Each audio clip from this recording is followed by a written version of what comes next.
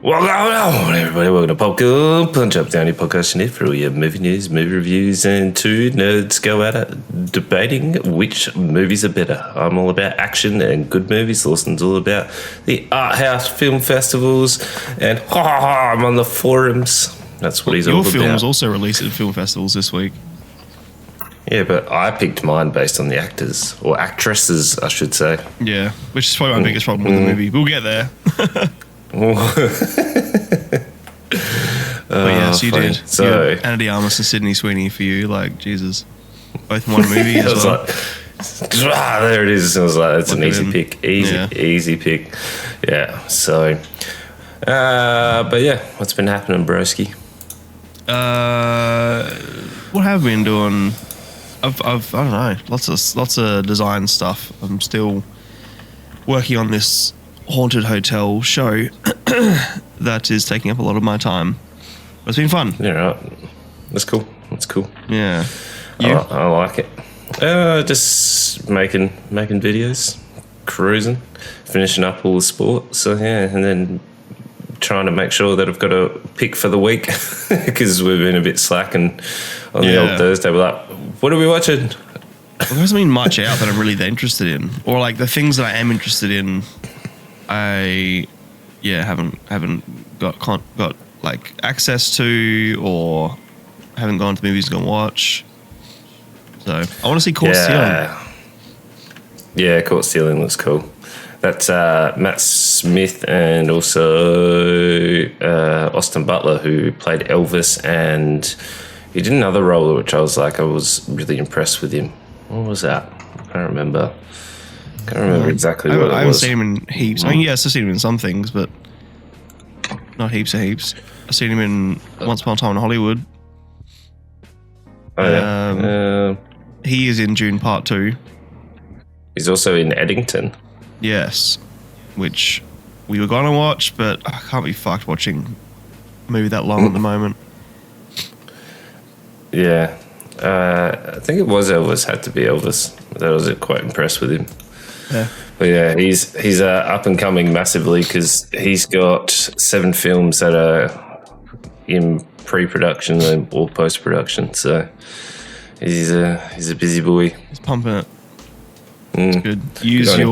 Use your youth and good looks as much as you can. Why not? You know, youth. He's the same age as me. He's not actually. He's born the same year as me. He's not that young. Okay. Well. Devilishly handsome. Yeah, it definitely goes a long way in Hollywood. Yes. But there is a little bit of movie news. I sent it to you yesterday, and I was like, "What in the hell?" I didn't even know this was coming out. So there is a new. Obviously, there's a massive trend of horror films that are coming, and people are like turning everything into horror films. We've had the what was it called? The Pooniverse. So they've got all the Winnie the Poohs, and they're expanding. There's the Peter Pan one, which apparently isn't too bad. We just didn't watch it. Like all of those, but now they are taking the biblical story of Jesus and turning it into a horror film. And an actor who I did not expect to be in this film and that is the only Nicolas Cage is playing Joseph. Yeah, as wild. I wouldn't picked him to be in this film. I didn't expect this to be made. That to me is the biggest thing. Like Nicolas Cage as Joseph. I mean, big whoop. I mean, not big whoop. I mean, it's great. I love Nicolas Cage, but the part that surprises me is the fact that someone's making a horror film using the biblical story as like a base. Yeah, what are they calling it? They're calling it the Carpenter's Son or something or other. The Carpenter's Son. I think that's what the title is going for. Carpenter's Son, correct. So, yeah, that's going to be like, it's easy marketing because it's going to get lots of, it sells itself, positive and negative press. Yeah, but it's wild. I would not want to be navigating that minefield. It's a whole lot of stress. Yeah, well, even Heretic kind of I mean, it wasn't about Jesus, but even Heretic had undertones of like, you know, toxic blind faith and that sort of stuff. Like there was, he made some comments on religion and stuff. So, and that did cop a little bit of hate because of it. So a full movie about Jesus and I don't know. It depends how it's a horror. I didn't understand from what I read what the horror aspect is, but yeah, because he gets powers. Jesus has powers and he discovers his dormant powers and stuff. I wonder if Jesus becomes the horror entity. That's fucking awesome. It's gonna be I'm wild. so here for that. Yeah.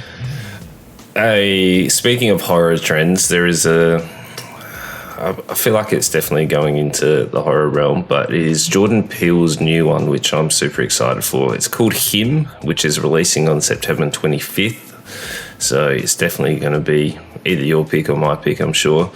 But it is about a young athlete, so in American football, like coming up and going into that whole sort of, if you're, depending on what side of TikTok you're on, if you believe all the famous people are doing like rituals and selling their souls to get famous, etc. This is kind of like that sort of story, but as a American footballer, as like an up and coming. It looks really cool. I like the trailer. Yeah, I didn't expect Marlon Wayans in it.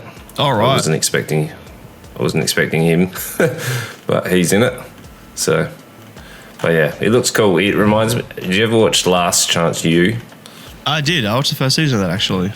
Yeah, it reminds me a little bit of that, like that sort of like style where you're following someone along through their like progression. Yep. Yep. So cool. Actually, sounds pretty interesting. And it's by Jordan Peele, so yeah, he's two out of 3 films for me. I liked. I had this argument with someone during the week as well because we have a student teacher at our job who was like, "Oh, do you have Letterboxd?" And I'd follow each other, and we're going through each other's movies and stuff. And I saw he had rated Get Out like super high, and I was like, "Yeah, I don't mind it, but I think that Nope is better." He's like, "What? How could you like Nope more than Get Out? Get Out's a freaking like modern day masterpiece and all this." And I was like, "Oh man, I'm not having this." I get it. I understand why Get Out is so adored. I just don't see it as good. Okay. Fair. Yeah. We've got Emma Stone's got a new movie coming. Yes. The trailer is out now. Jesse Plemons is is Jesse Plemons doing this film with her? I can't remember. I remember seeing it and I had the whole thing ready to go. Yeah, this is the one. So she is changing her look in this film as well. Mm-hmm. She's gone for the shaved Jesse head. Plemons, Alicia Silverstone. Yeah, this is going to be... It looks wild. It looks pretty crazy. And this one's coming out October 30th, so a little bit more of a wait on this one. But this is a two conspiracy-obsessed young men kidnapped. They kidnap her. I didn't actually watch the trailer. It sounds... Right. This is Yorgos Lanthimos again. This is Poor Things director, writer. Oh. Team up. Yeah, he's been casting Emma Stone a lot, which is great. So yes, she's good. Yeah, I'm real keen for this. I love Jesse Plemons as well, as we've discussed on this show. So, yep, I'm real keen on this. Yeah. Okay. Yeah, it's about the only. Yeah, it's the only real big movie news currently. Unless you saw anything a little bit wild. No, not really. No, a little bit quiet on this front. So, yeah, I got nothing. Oh well. Anyway, we are here for this bigger film that I've been waiting for, and you've been like, yeah. That's how I imagine your voice. Okay, yeah. Yep. Yeah. Yeah, I didn't really care about this, but little did I know it was a story that I know quite well. I didn't know this. So I have been looking to watch Eden for a long time because of the two actresses that are at the helm. I also do like Jude Law. So Jude Law hasn't been in a film for a while. I reckon, what's the last thing I saw Jude Law in? I reckon it was Alfie. It's the last one I remember him in, which is years ago. Okay. Do you remember that film? Which he was like a Casanova, but he was Alfie. No. Yeah, Alfie came out in 2004, but he's been in a lot since then. He's done a lot of movies, you just not watched them. Yeah. He was Dumbledore in the new awful bloody Star Wars, Harry Potter, like Monsters, whatever it was called. What was that called? Oh, yeah. Fantastic the Beasts. Mystical Beasts. Yeah. I didn't mind the first one, but it was like two movies in one, which He's is in Captain weird. Marvel. He's in Toast of London. Great show. Yeah, right. Maybe I don't know, have blocked him from my memory. I don't know why. He's in Skeleton Crew, which I never watched. No. But, yeah. Yeah, I don't mind Jude Law. I like him. I think it's a bit of a miscast, but he did a pretty good job. Yeah, and then we've got Vanessa Kirby in this one as well. So we saw her in the Fantastic Four. She played Sue Storm. Then we've got Ana de Armas, who is a show favourite. We've seen her currently in The Ballerina and the Marilyn Monroe. What's it called? Whatever that Blonde. Blonde, that's the one. And then Sydney Sweeney as well, which we've seen many times and we make reference to because we're a fan. You're a fan. I think she's fine. There are some movies she's done where I think she's better than others. I don't think she's that great. Yeah, well, okay. This is directed by Ron Howard. This was shot in 2023, so at the end of COVID it was shot, and then it's made a appearance at a couple of film festivals, did pretty well, and then for some reason is only just being released to the wider public now. So I don't understand why, but I'm sure there's reasons for it. Yeah, not much behind it either. No. So Ron Howard he was on Happy Days, wasn't he? Yeah, all those old shows. Yeah. Yeah. His daughter's a better actor and a better director than him. But Wow, okay. What did your daughter do? Bryce Dallas Howard. What is she? Oh, okay. There you go. Didn't know that. Yeah, she's amazing. She's one of my favourite actors and one of my favourite directors. But right.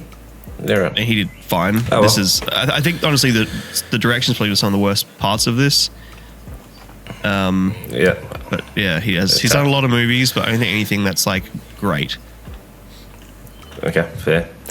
But this is based on a true story, which I didn't know this going into it. I didn't actually know the story, so I had to look up the story afterwards. Apparently, this is on a podcast that you listen to, Your Favourite Murder or something or other. My Favourite Murder. Yeah. It's a very famous episode. It's from years and years ago, but as soon as it started, I was like, this sounds like the Baroness like story, and then she comes in. I was like, oh, okay, let's go. Like, I know this story completely. Yeah. So this is based on two accounts. Apparently, it's two conflicting perspectives of the actual story. That's which I guess you've always got extra sides to a story. But this is based on factual accounts of a group of outsiders who settled on a remote island only to discover the greatest threat isn't the brutal climate or the deadly wildlife, but each other, which is... Because it was filmed in COVID, I was like, is this trying to tell the story of like human isolation and what happens with those sort of like going into isolation? Yeah. But I don't know. Yeah, it's about I wasn't sure. The conflicts of starting a new society. Yeah. I guess, and different people's goals and... Yeah, so Jude Law plays Dr. Ritter, who has moved to this island and has taken along Dor, who's his pretty much partner who has multiple sclerosis, and he's all about like I'm not sure if he's convinced her, like, I can cure your multiple sclerosis, but she's like adores him and is like, he's going to write this. Yeah. In the original story, he was like, no, sorry, I was interrupting you. In the original story, he more or less says to her that the power of the mind can overcome illness. So he moves her out somewhere where and he continuously blames her for still having the multiple sclerosis, an incurable disease. Right. Yeah, so she's pretty much his groupie, and it's like he's going to write the world's greatest manuscript and change the world and solve everything. Yep. And then a family who is played by Daniel Bleu, who plays Hines, and then Sydney Sweeney, who plays Margaret, and they move out to this island with their son Harry, and they're seen as intruders by Ritter and also Dor, and they're like, yo, we see you're intruding on our island, but they're out there to start a new life, etc. Margaret is pregnant, so they're starting a new family on this very tough island to live on. So like the whole point is this island is dangerous. It's uninhabitable. There's no clean water unless it rains. It's hard to grow crops. Yeah. So Dr. Ritter's like, yo, we're going to settle you in these caves, kind of be like, this will move them out because you can't start farm or whatever up there. And then there's that sort of conflict going on between those two, like Hines and Margaret are starting their own little colony up there, them surviving the flies and trying to start a little colony. And then we get the introduction of Baroness, who is Anna de Armas, comes in with her offsiders. What are they? Rudolph? Yeah. And Rudolph, Robert. And then her, like, engineers. She brings, on the real story, she brings an engineer and a labourer, an architect. Okay.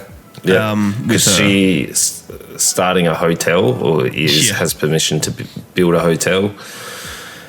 So she has permission from who's the governor? More or less the Colombian Costa Rica governor. Yeah, whoever it is. I forget what islands these are. The Galapagos Islands. Yep. Yeah. So she has permission and is granted land to whatever she wants to be able to start this high-end hotel, whatever. Yeah. So it brings nothing. Brings no materials, no crafting supplies, no labourer who knows how to build things. No, so ambitious. I assume this was just her like scouting mission though. I assume this was like we'll scout it, learn it, and then go back and bring whoever. But I don't know. It's never really described as that, but like it had to have been, because how can you rock up to a random island and assume you can just build? Like you got to bring stuff, you got to have stuff, but she's more or less dropped off. Like there's no plan in the real story as well. There's no plan for her to come back. All right. So she like has wormed her way up and is not really a baroness, and has like sort of, I don't know, used her womanly charm and all sorts to weave and navigate through politics to the title of baroness. Yes. She's a con artist. That's the word. Yeah. So as they drop in, the conflicts sort of turn, and then you get Dr. Ritten and Hines and Margaret sort of doing a little bit of team up, bit of like you're my friend of a friend. What's that saying? An enemy of my enemy is my friend. Yeah, that one. So they sort of get a little bit of team up. There's like wild dogs. It's sort of delves into more and more, I guess, what's the word? Anarchy, kind of like everyone's out for their own survival. Yeah. It's really pushing on that isolation, because we even get Margaret giving birth in that isolation, and like her really delving into like, this is it, like you're by yourself out here, there's nothing, they've got no supplies, no medical supplies, there's infections, and they're talking about antiseptic, and then there's Baroness will only eat out of canned food, and canned food's running out, and all sorts, and it's a very interesting tale, and like for sure. Be interested to see how it actually matches up with the podcast's telling of the tale and how it's described in here, because the cinematography is kind of not quite nice. Like I thought the island and the shots were pretty cool. It's fine. It's uninspired, but it's fine. Yeah. Every character, unfortunately, does hit those peak of stereotypes. Yeah. Where I was like, they are dialed to 100 to be... I don't know. I would have liked a little bit more character depth with each of them and seeing them, like, progress through, but... Yeah. I don't know. They do seem to be a little sensationalized, which is ironic considering the whole thing is about how when their letters were intercepted by the media, Ritter and Dor's letters were intercepted by the media of Germany, their story was sensationalized, which brought randoms to the island. It's kind of ironic that the movie about this is also kind of sensationalized. Well, I don't know if that was a artistic choice or not, but I thought I think the original story is better. I'll talk about some differences because I know the story well, and last night I watched the first hour of a 2-hour doco about this, where they interview the son who gets born on the island. He's still alive. Mm-hmm. And yeah, they the whole thing is told through the two books that both Dor and Margaret wrote. So sort of exploring both sides of the coin. So yeah, I've got a bit of context, and I'd love to talk about the differences and why I don't think it's as good as the real story. But when you're ready, okay. Yeah, I thought Ana de Armas was really good as a Baroness. Like, I hated her. Yeah, and I was like, I normally really like Ana de Armas, but I hated her character. So, yeah, well, intentionally, yeah, exactly. Dr. Jude Law, I thought did reasonably well for most of it as Dr. Ritter, but then I was like, when he sort of descended into madness or whatever, whereas like going to shoot everybody, I was like, okay, I'm kind of over you. Sydney Sweeney did fine as like the housewife who's been brought over, and then I thought the acting was fine. Yeah, the acting's fine. They're all doing their own thing. I feel like there's a disconnect between some, not to the same level as Snow White, but there were some characters that were kind of like the Baroness was quite like a caricature of this like over the top ridiculous woman, whereas Sydney Sweeney was trying to play this really grounded, like, you know, mother, and everyone's too attractive as well. When you see footage of the whole thing with especially Sydney Sweeney's character. Sydney Sweeney's character is meant to be married to this older man who's like balding and kind of weird looking, and she only marries him because she's reaching the top end of like what's appropriate marriage age. So she doesn't get married now, she'll never get married. It's not convincing to me that Sydney Sweeney in the 1930s is unmarried by the time she's like 30 years old or whatever. You know what I mean? Like she's she's meant to be born in 1904 because she died at 96 in the year 2000, the real woman. So by now it's 1932, so she's like late 20s. Sydney Sweeney in the 1930s would not make it to 1920s unmarried. Sorry, to late 20s unmarried. Oh man, I freaking hay fever this morning and some shit. My nose is like, got stop sneezing and blowing, and it's because this was so moving. It's totally emotional. But yeah, like the acting was reasonable. I was pretty interested in the story because I was like, this is a wild ad story. Like I know it's two different points of view, and I guess you're trying to tell both sides of the story or trying to piece together whatever it is. But like, it's pretty wild, the whole idea that these people actually went to live on the island and they're still there. Like, yeah, their family's still there. Yep. Yeah, because I went on Google. Yeah, I went on Google Earth and had a look, and it was like there's not much there besides a few like little shacky kind of things, and yeah, it's pretty barren it's still. Also, even 100 years later. It looks like it's quite a way away as well. Like I don't know what the boat trip is, or if you can fly in, or you can fly to Santa Cruz and what's the other big island in the Galapagos Islands? I forget. But there are islands you can fly to there.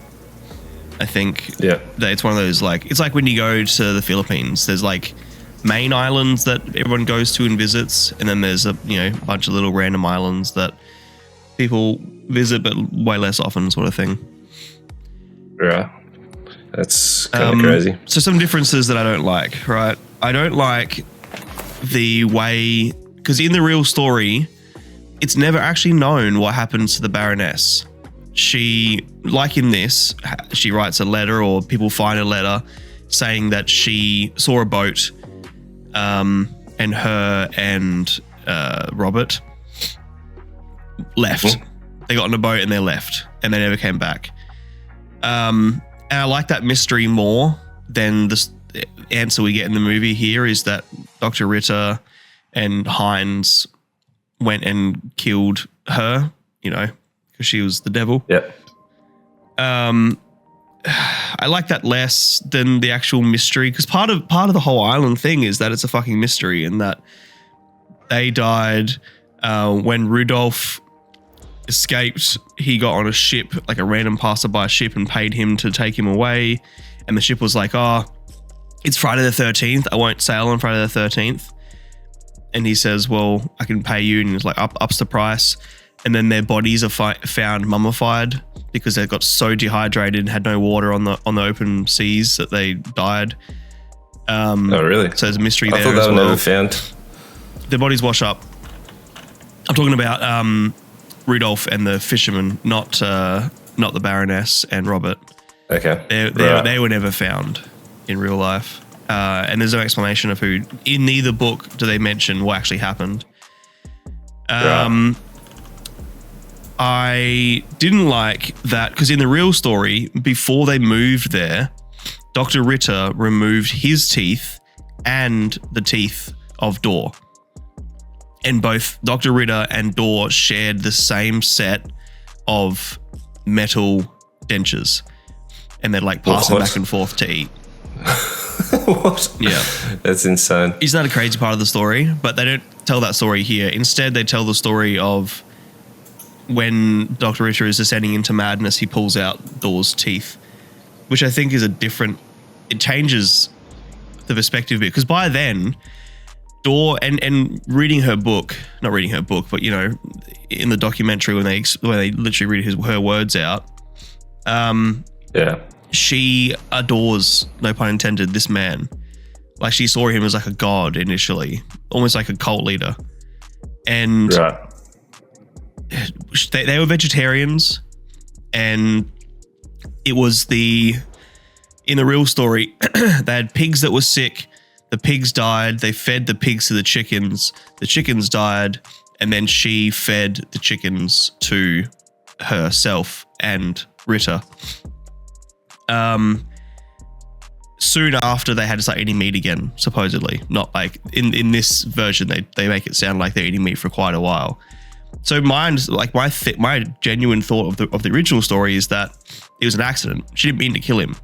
But in this, they make it really feel like she intentionally tried killing him because she lost respect for him, and he became violent with her, which she wasn't before, and all this other stuff. He wasn't the same person. I like the story better if it's just an accident. And that she, to the grave, like adored him and respected him. I don't like that they played big changes. Dr. Ritter willingly helped Margaret have Rolf, the firstborn child. No, he wasn't like in this where he was like refusing. Okay. what else? I mean, look, to me, they're probably little things, but I think they change character perspective. I think the story, because like what I find so interesting about this story is like three different groups of people came to this island with sort of the same purpose, to survive and escape society, but all with very different end goals. One went there to completely isolate himself and to work on his book. One family went there to isolate themselves from society and help their son breathe better. And one group of people went there to like become rich and settle there and make like a hotel. And I think that is a more interesting of a story. And I think through this, they could have like artistically explored relationships and how different relationships with different goals, different people make up different relationships, and how different relationships can crumble. Because in the end, all the relationships in this die except for one. I think that there's an interesting theme to explore here that wasn't explored.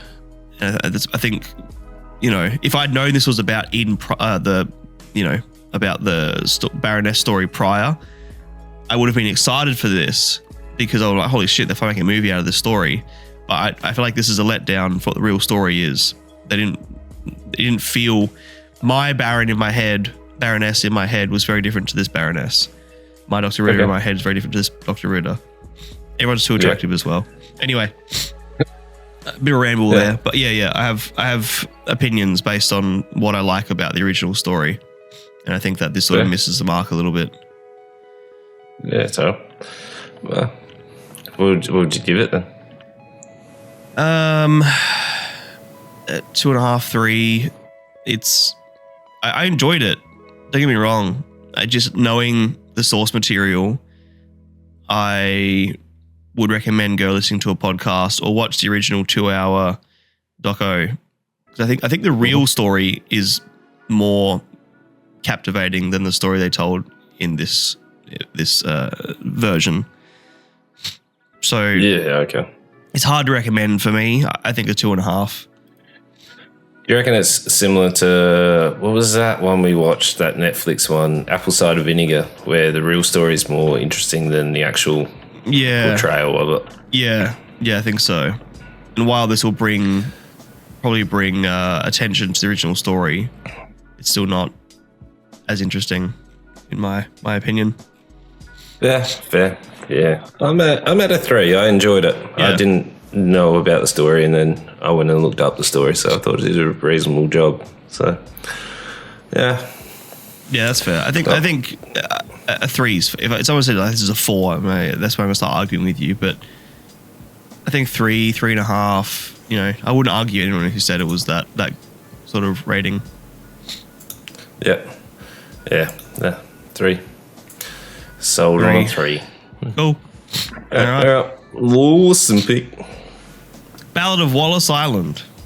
This Island Week. Island Week, yeah. I picked this because I saw it as the movies, and I was watching some trailers and went, oh, that looks fun. I just want a lighthearted sort of comedy, which I got in some aspects, and some aspects I didn't. I cried in this. I didn't cry in Eden. Oh, did you? Yeah, I'll get to that for sure. But yeah, this is a very sort of small movie in comparison to Eden. This is the story of an eccentric lottery winner who lives alone on a remote island, tries to make his fantasies come true by getting his favorite musicians to perform at his home. So there's this bloke, Charles, and he lives on this island. It's inhabited. It's not like Eden, where there's like a little shop on the island, and on the other side of the island there's a few other homes and whatever. But mainly, it's a pretty sort of barren island.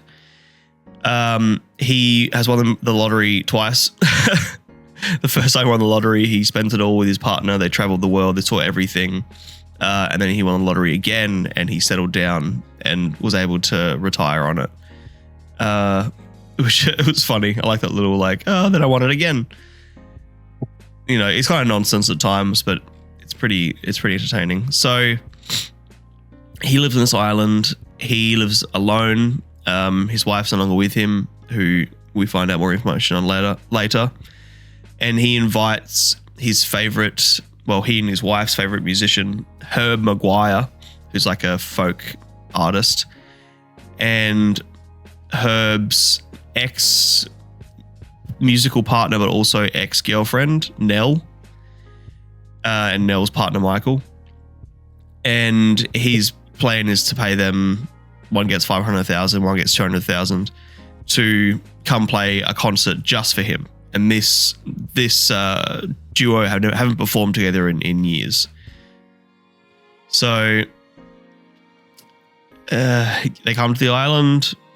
There's a bit of conflict because Charles is a weird guy and he's quite lonely. So all he does is talk. And he's fantastic. He's hilarious. I'm so glad you agree. I thought you were behind him annoying. Yeah. Oh, he's great. No, I found everyone else annoying. He was great. Yeah, he's so lovable. I think Tim Key does such a good job with the character. Because Herb Maguire, or Tom Baston is the actor. He's like, you know, a successful artist, and he had gone out to this island to perform for a small intimate crowd of less than 100 people, and only to find out that it's 99 less than 100 people. It's just one guy, and yeah, it's just them on this island, the singer being uncomfortable and like, why am I here? And then he didn't even know that his ex-girlfriend and ex-performing partner would be rocking up. She did. And then, you know, there's a bit of like, will they, won't they get back together? Michael just disappears for a few days, Nell's partner. Look at the puffins. Go see the puffins. And by the way, a collective noun for puffins is not a circus, like he says in the movie, which annoyed me. Is it? What is it? It's like, I looked it up the other day because I was like, oh, that's pretty cool. I love collective nouns. I think it's such a cool, like, you know, I love the way that they're all weird and different. A group of puffins can be called a circus, a colony if they're on land, a raft at sea, a well in the air, a puffinry, a burrow, well, they're saying corrected. Portability. Why is there so many different colony, names? Burrow, circus. Does say circus. I read it the other day and didn't see circus. Well, I take it back. That was a gripe I had with the film, and I was completely wrong. Okay. So yeah, he disappears a few days. Go see some puffins, and then it's just Nell and Herb just sort of, you know, they start to flirt a little bit and start to reminisce, and they sing songs together, and so meanwhile there's that relationship sort of reforming while we learn more about the fact that Charles's partner has passed away, and their favorite, like, he must have a lot of memories attached to this duo, this Herb and Nell duo. What do they call him? Maguire and Mortimer, I think was their like their duo name. Anyway, so it's just these characters on an island. Two characters are preparing for a stage show, rehearsing, getting the band back together, as it were. And then you got Charles in the backdrop the whole time, who's just awkward and uncomfortable and doesn't know how to be around people very well. And he has a heart of gold. He's just a lovely, lovely person. He just doesn't know when to shut up. And he's so funny. He's great. He's so entertaining. I never felt annoyed by him. Sometimes with those characters that just are meant to be socially awkward, come across as annoying, but I don't think he ever did. Like you said, he comes across as so genuine. I think it's the opposite way. I found everyone else besides the shopkeeper annoying, like super annoying. Yep. And those two were actually funny as the tennis. was so funny. He's got this amazing serve because he hasn't been able to play tennis to anybody else, but he can't do anything else but serve. It was great, and it's really cute. So yeah, as the story goes on, there's a shopkeeper, as you mentioned, called Amanda, played by Sian Clifford. And there's a little bit of like, you can tell that Charles is interested in Amanda, and like watches her and takes his hat off, and when he goes in there and like, you know, slicks his hair back, or not back, but like fixes his hair. And over time, Herb starts to like Charles as well and starts to like encourage Herb to go talk to Amanda. But then at the same time, even though Nell and Herb have been working together on this band, she leaves. He makes a advance, more or less, is like, we should get back together or whatever. And she's like, no. And she leaves, leaving him alone on the island. He was going to leave as well, but he realizes that everything that Charles is doing is for his late wife, Marie. And it's all just a very tragic, like, love story of like what you would do to hold on to memories of your lost partner. And that's sort of what, like, even though Herb and Charles are very different characters, and that, you know, one of them's partner is dead and one of them's just split up, they have that bond where they're both sort of lost love. And the film's sort of theme is like, what do we do to remember what we've lost? How is it better to look back in sorrow, or is it better to look forward? And sort of like, I think there's a lot of underlying message around like mourning relationships and, you know, a death. Not that a death and a breakup is comparable, but you're still mourning the loss of a relationship, and it's still, you know, that part of it is lost regardless. Yeah. And then at the end, Herb ends up staying on the island and performs a little solo act, and he performs for Charles, and Amanda goes as well. Have a little date together. And in that scene, the moment that Herb says, what's his exact line? I wrote it in my letterbox, actually. He said something along the lines of, I hope you're listening, Marie. When he's like, this is the last time I'll ever perform this song. I hope you're listening, Marie.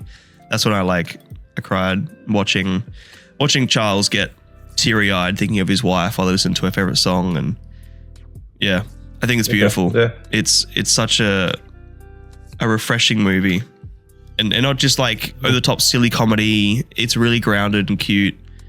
Everyone's so lovable. I've talked a lot. Go. Yeah, I liked it. I was surprised. Every scene that Charles is in, I was hooked. Yeah. Every scene that he wasn't in, I didn't really care about. Yeah, where's Poochie? Yeah. So like every time he was on there, like it was, this is fantastic. When he wasn't on there, I was like, I couldn't care less. Like I hated Herb. I thought Herb was an annoying character. Yeah, you definitely meant to though. It's meant to be, you know, the epitome of fame going to your head. Yeah. The interactions between all three of them were pretty funny as well. Even when I guess the island's quite remote because there's lots of things they don't quite understand. So like even when his phone gets wet and he's like, I need rice. And they're like, what do you need rice for? Like, what do you need rice for? Like, I got pasta. Or they get rice pudding, and he's like, that should work. It's still rice. And then he's like boiling the phone, and like it's just this fun little comedy, and Charles is fantastic. Yeah, he's great. I didn't like their songs. I thought their songs were actually really average. Yeah, but not my kind of music either. They're very like folky. No. Yeah, but whatever. I guess that fits the tone. But I was like, I enjoyed it. I was surprised because when I started, I'm like, I don't even know what this is about. It's like, what are we doing here? Yeah. But I was just like you said, captivated by Charles. Yeah, that's what got me in the trailer too. I was like, I want to watch this guy for an hour and a half. He's so fun. Yeah. And you really start rooting for him. Like watching him with Amanda at the end is so cute. Yeah, he was sick. Thoroughly enjoyed it. Yeah, I'm not sure what else there is much to discuss about this. Like, it's just a nice, light-hearted. The poster says it's a big-hearted comedy. I think that's fair. It's like, you know, it's got good heart for sure. And I like Nell. I think she was a pretty likable character, especially in contrast with Herb. whereas she hadn't gone down the fame part. Yeah, she hadn't gone down the fame. The Michael, the partner, you mean? Yeah, he was so bizarre just to add in. Yeah, he was. And just to make him disappear for ages. And she left without him. I found really was strange. And he's just like, yeah, no worries, help yourself, I made coffee. Yeah. It was like, I found puffins and it was just left. It was like, what is this bloke? Yeah. I found him. They were like, oh, did they forget about him? Or like, what happened? Yeah, I know I would leave without him. Like I'm going back to mainland without my partner who I came here with. It seems like an odd choice, but she was running away from Herb, so I get it. Yeah, well, I don't know. Bizarre. Anything else? No, not really. It's good. It's lighthearted. It's I was going to say it's lighthearted because it's about like loss of relationships, but it's big-hearted. I care about the characters a lot. Things directed well, shot nice. There's so many funny lines that he says, like when he's standing on the water watching the sunset, and he's like, "Well, to quote the Beatles, there goes the sun." Like he has so many weird wowzers in your trousers. He has so many weird little lines that he's so funny. I want to watch this again just to write down a bunch of his quotes. Like he's so weird. It's the deadpan delivery too that sells it. Like if he was outlandish, like Jim Carrey sort of style, wouldn't work. But like he just says it deadpan, like this is like nothing. Yep. Funny. It makes it funny. We have chutney, and that's not a problem. Yeah. I'm drenched. Funny. Dame Judy. What? Dame Judy drenched. It's just all these little one-liners, like very dad kind of jokes, but like you said, not like ha ha ha, get it. Like he's not like being over the top and silly about it. He's so lovable. Yeah. I want good things for this man. I actually have a 4. Okay. Yeah. I was floating between 3.5 and 4 just based on not liking any scenes that he wasn't in. But I don't know. It probably deserves a 4 because it's done well. 3.5's fine. Doesn't really make a difference. Done, but whatever. Just being fair. Yeah, and as much as I think I liked Nell enough to enjoy the Herb and Nell scenes together, and I disliked Herb enough that I liked his journey. But you're right, like I wanted every scene to have Charles. Charles is he's the highlight for sure. Yeah. There you go, which means I win the week. Is that 3-1? 3-1. Dragging it back. This happened last fight as well. Last fight, it was 3-1 to start with as well. Ooh, okay. So see how this goes. There you go. Yeah. Well, you know what to do. Listen on Spotify, Apple Podcasts. Make sure you give a 5-star rating. And on YouTube, make sure you like, comment, subscribe, and tell your friends. Tell them all. Yeah, we'll see you guys next time. Boys. Love yous.